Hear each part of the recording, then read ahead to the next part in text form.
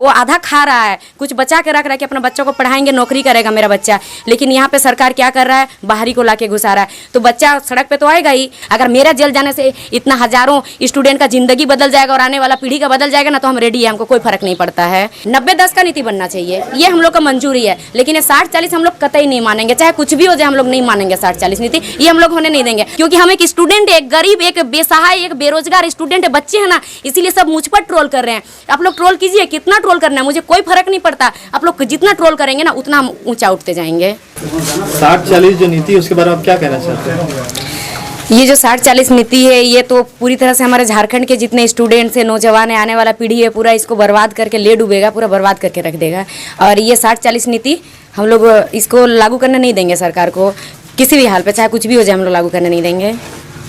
और जो स्टूडेंट्स को जो मारा गया था उसके लेकर आप क्या बोलना चाहते हैं? उसके लिए तो यही कहेंगे, जब भारत सरकार हमारे आर्मी ऑफिसर को बॉर्डर में रहते हैं, उन लोग को ये इजाज़त नहीं दिया है कि वो लोग दुश्मन को भी पहले वार करें, तो फिर ये झारखंड सरकार कैसी इजाज़त दे दी है कि शांतिपूर्वक स्टूडेंट उन पे वो पहले आंसू गैस फोड़ के उसके बाद उन पे लाठी चार्ज करेगा।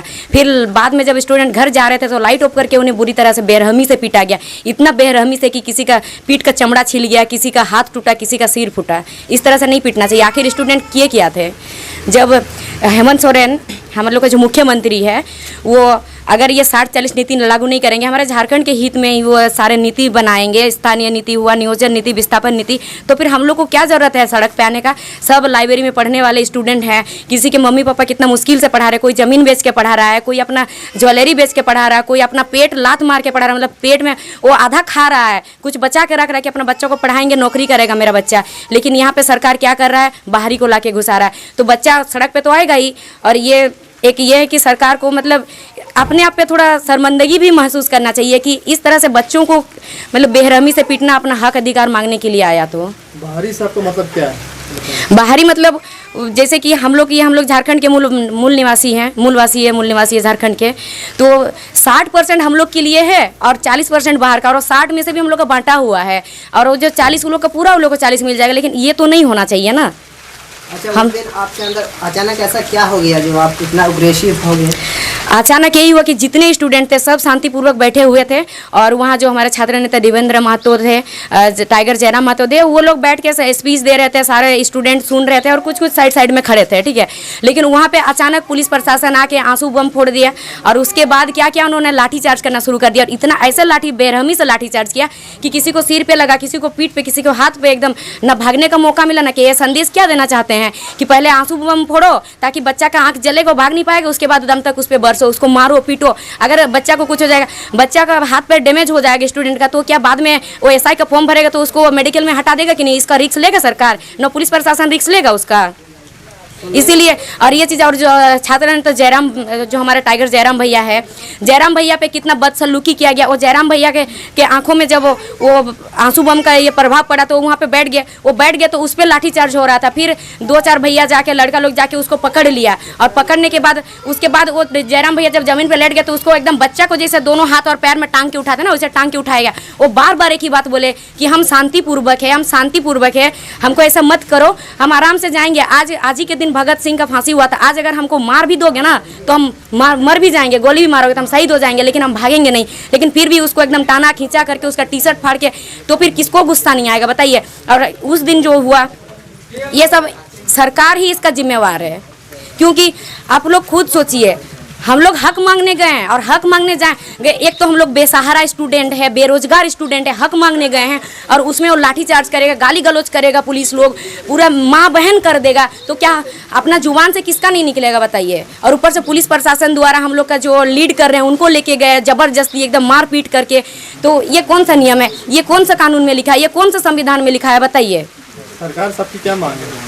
सरकार से मांग है कि सरकार आप हमारे झारखंड के हित से ही आप सारा नियम कानून बनाइए। हम लोग सब बैठ जाएंगे, हम लोग सब अपना पढ़ाई लिखाई में बैठ जाएंगे। हम लोग को क्या दरकार है? कौन चाहता है कि सड़क पे जाए आंदोलन करें? कौन चाहता है हम लाठी खाए? कौन चाहता है हम दर दर भटके? सब चाहता है कि हम पढ़े लिखे, नौकरी करें और अच्छा घर परिवार बसाए, सब यही चाहता है।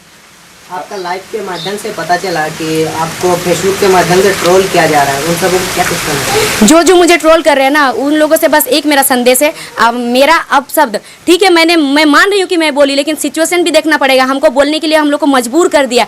किसी पे इतना लाठी चार्ज होगा, लड़कियों पे भी लाठी चार्ज होगा, लड़कों पे भी होगा, और 2 ही लड़की थे फिर भी, और आंसू बम फोड़ा जाएगा, ये कौन सा ये है? तो मुँह से किसी का भी निकलेगा, ठीक है, मैं मानती हूँ निकला मेरा मुँह से, लेकिन अगर मेरा FIR दर्ज होगा ना, तो उन लोगों पे भी होना चाहिए जो संवैधानिक पद पे हैं और संविधान हमारा विधानसभा के अंदर बोलते हैं, जो कि एकदम खुलेआम पे, जहाँ हमारा विधानसभा में लाखों, हमारे करोड़ों जनता का विश्वास है, वहाँ पे नामर्द बोला गया है। CP सिंह, बिरेंची नारायण, बन्ना गुप्ता द्वारा नामर्द बोला गया है, तो उन पे भी आप लोग ट्वीट कीजिए, उनको भी बोलिए कि उनके नाम पे FIR होना चाहिए।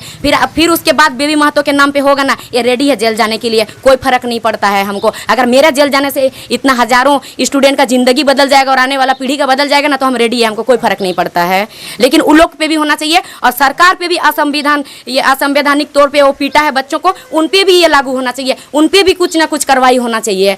सिर्फ बेबी महतो पे क्यों होगा? क्योंकि हम एक स्टूडेंट है, एक गरीब, एक बेसहाय, एक बेरोजगार स्टूडेंट है, बच्चे हैं ना, इसीलिए सब मुझ पर ट्रोल कर रहे हैं। आप लोग ट्रोल कीजिए, कितना ट्रोल करना है, मुझे कोई फर्क नहीं पड़ता। आप लोग जितना ट्रोल करेंगे ना, उतना हम ऊंचा उठते जाएंगे। आज का जो शव यात्रा निकालना है मुख्यमंत्री चंपा सोरेन और बन्ना गुप्ता जी का, इसका मकसद क्या है आप लोग का? इसका मकसद यही है कि हम लोग मंत्रियों को, चारों मंत्रियों को संदेश देना चाहते हैं कि जब हमारा अस्तित्व नहीं रहे, हमारा सब चीज़ सब छीना जाएगा हमसे, 60-40 लागू हो जाएगा, मतलब हम लोग तो झारखंड से एक प्रकार से बाहर, और जब एक प्रकार से देखा हम लोग बाहर हो गए, अगर हम लोग बाहर हो गए तो हमारा कुछ नहीं बचेगा। जब इंसान का अस्तित्व नहीं रहता तो मरने के समान हो जाता है, और हम लोग मरने के समान होंगे तो ये तो हमारे नेता है, हमारे मंत्री है, हम लोग इन लोग को जिताए हैं, तो फिर इन लोग का भी तो सेम हाल है ना। और ये एक अपना हित में एक नीति नहीं बना पा रहे हैं जो झारखंड का हित में है, और हम लोग इनको रघुवर सरकार को उसका सीट से ये करके हम लोग दूसरा बार इनको हेमंत सरकार को इनको मुख्यमंत्री बनाए कि अपना आदमी है, ये अपना झारखंड के हैं, झारखंड के हित में काम करेंगे।